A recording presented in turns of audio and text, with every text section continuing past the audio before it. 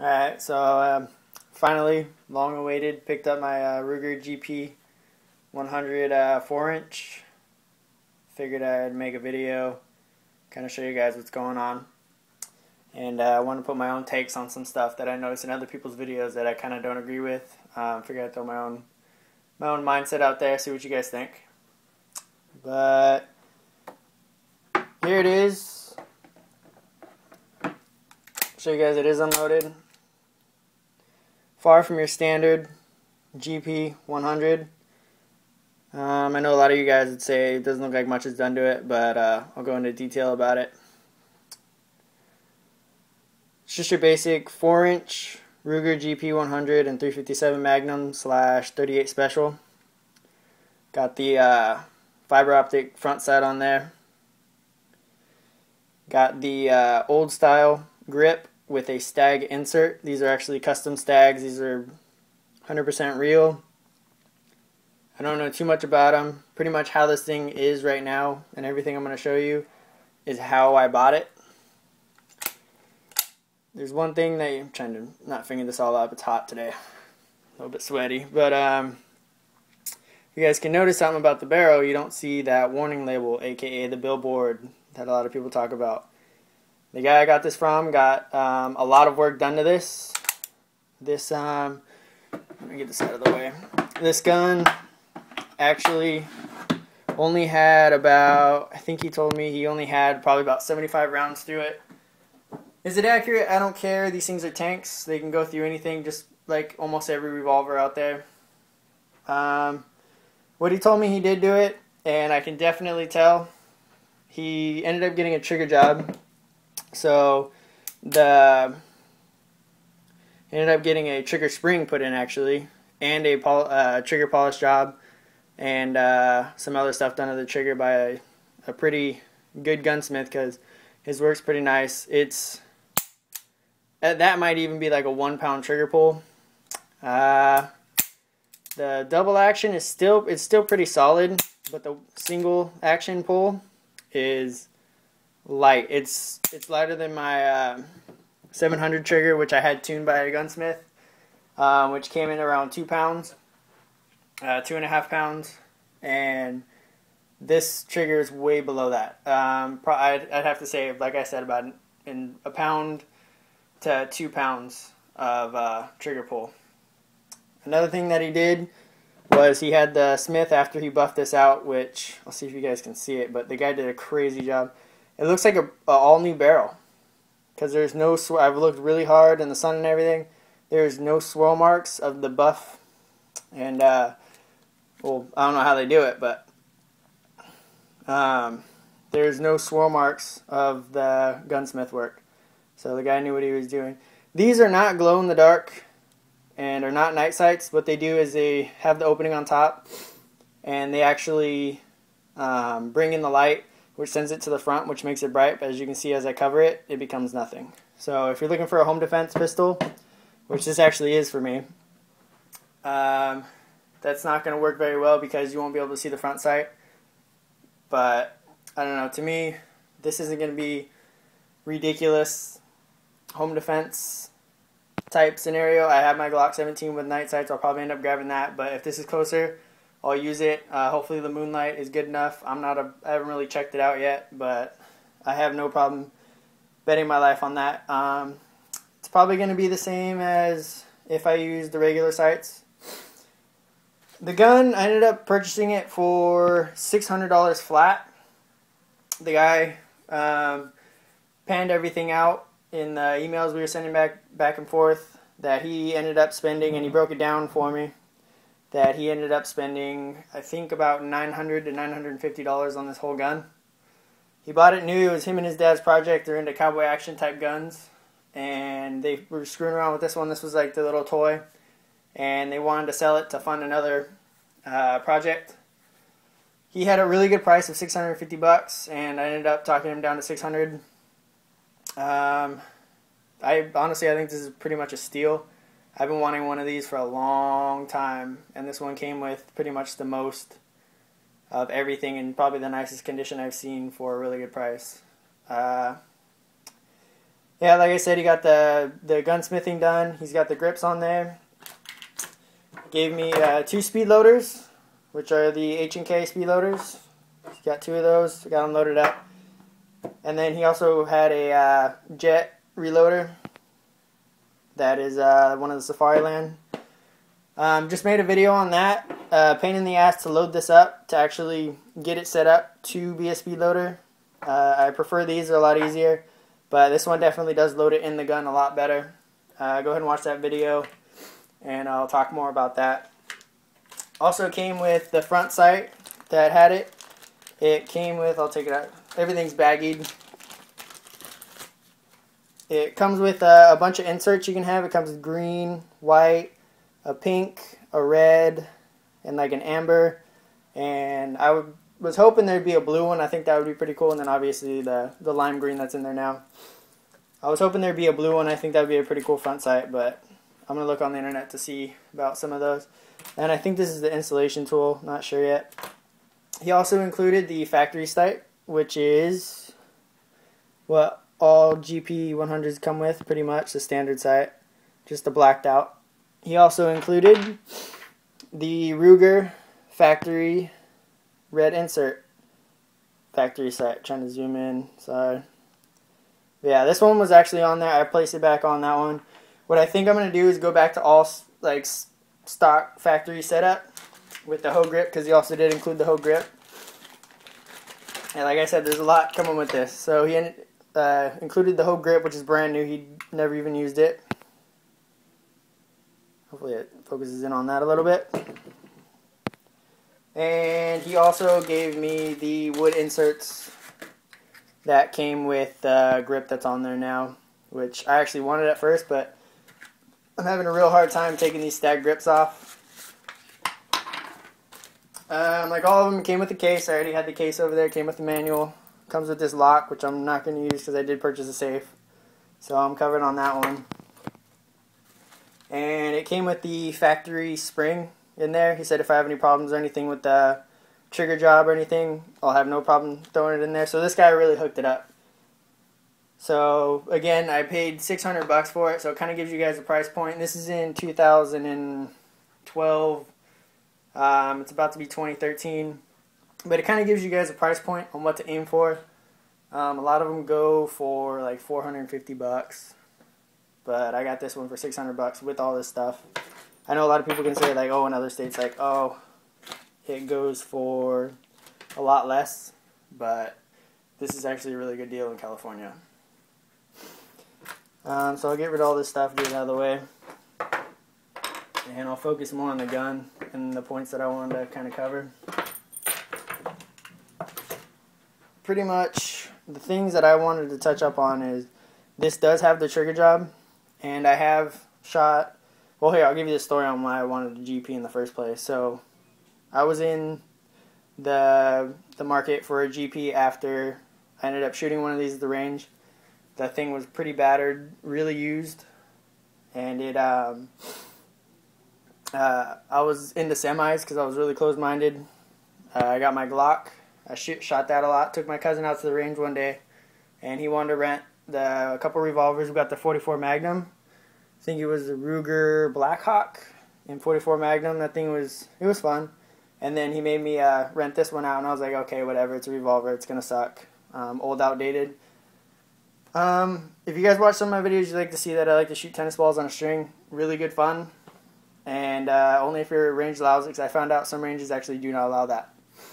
But pretty much, I ended up shooting the ball on the string 5 out of 6 shots, which is unheard of. I've never done that before at like 23, 22 yards. And 3 of the times, the ball was actually swinging pretty hard. And the other 2 were at like just, the ball was just hanging. So, and those were all in single action. After that, I was sold. Ever since then, which was about 2 years ago, I've been looking for one of these and finally got a chance to jump on one, and I'm happy I did. I've shot a Taurus revolver. All of these are in 357. And I've also shot a 6.86 and the GP and then the Ruger Blackhawk. I know a lot of people talk about the Python and stuff like that. and the Red Hawk from Ruger, and I actually haven't shot those yet, but I've shot probably a good 600 to 1,000 rounds through revolvers, period, and they're actually pretty fun to shoot. The reason why I went with the Ruger GP over the 686, which Nothing Fancy has a video, which I kind of don't like because it's a bad reference, bad info, because he has a lot of good points on it. But the only reason why I don't support that video is because he has a standard Ruger Gp100 against a Smith & Wesson 686P. The reason why I don't like that is because the P is like their souped up version. It's got a lot of detail put into it. It's a lot more expensive, and it's not a real fair comparison. Even a basic Smith & Wesson 686 is not a good comparison to put with the Ruger GP100. The reason why I think that is because these come in from MSRP, at least in California, as of 2012. These go for about $500 to $550 to sometimes $600 just for the gun itself with the hoe grips, nothing done to it. The Ruger, or the Smith & Wesson 686 comes in at, I believe I last looked, and from the dealer they come in probably from, I think, $700, yeah, about $650 to $750 is their price range. And then even then, sometimes they go up to $800. So that's a $200 to $300 price difference of the Ruger. A lot of people talk about how the finishing touches and the finish of the gun is a lot nicer. I'd hope so, for spending an extra $300 on the revolver. They say a lot of good stuff about the trigger. It does have a nice trigger, but after having this trigger job done, which the guy I bought it off of, I asked him about it because I was really interested in that. I asked him how much that cost, and he said it cost $75 to $200 depending on which one they wanted, and he ended up going for the $100 one. So at about $650, this is pretty much matched to a standard Smith & Wesson 686 trigger. They're a lot smoother. The only thing I don't like is the double action pull on this one does get caught a little bit. About halfway through, it's like a little niche, but that's fine. That's livable. It's double action. I kind of like that. I've come accustomed to it in a way. The 686 is a little bit smoother throughout the pull, but the single action on the Ruger GP is a lot better than the 686 with this trigger job. I'd say it might be a little bit of equivalent to the 686P, but they do have nicer triggers. Again, they're a lot more expensive than the standard 686. What else can I talk about on this? What I want to point out. These do come with adjustable sights. The 3-inch ones and all of the Ruger sights on the 3-inch and the defense pistols are not adjustable. I think for like a reliability purpose. And that reminds me that I also wanted to talk about reliability. A lot of people, a lot of the Ruger guys, I'm trying to stay away from the fanboy side. That's what I'm trying to break with this video. Is a lot of guys say that the Ruger is a lot better and reliable than the Smith & Wesson 686. That is true because of the design. That the 686 actually ends up having a plate right here that controls all of the mechanisms, when the Ruger GP has it all in here. And there's no plate on the outside that can break off. The trigger comes off, the grips come off, and there's stuff you can take out. Pretty much the reason why it's stronger because this is a solid piece of steel. And the Smith & Wesson, that has a plate which can actually break off if you like pretty much throw it off of a cliff. The reason why I'm kind of going towards that is because it is a weaker design, but to get it to its failing point is pretty difficult. And they're just, revolvers in general are tanks. The Ruger is a little bit more durable, but again, both of them are going to be pretty hard to break. So that's one thing to go towards the Ruger GP.